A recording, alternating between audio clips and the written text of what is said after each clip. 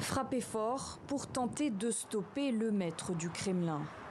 Après avoir gelé les avoirs de Vladimir Poutine et de son ministre des Affaires étrangères Sergueï Lavrov, Européens et Américains leur interdisent désormais l'entrée sur leur territoire.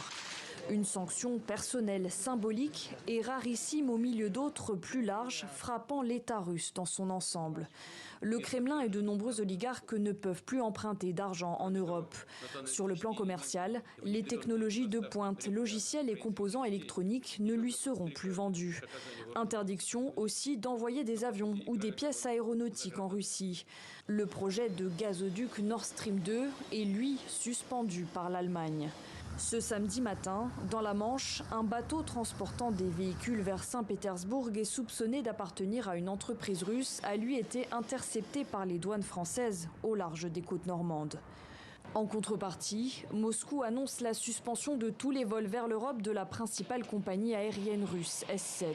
Mais surtout, la fin de sa coopération spatiale avec les Européens et donc des lancements des fusées Soyouz depuis la base de Kourou, en Guyane française. Sans la Russie, l'Europe n'est pas en capacité d'envoyer certains satellites dans l'espace avant la mise en œuvre d'Ariane 6 prévue pour la fin d'année.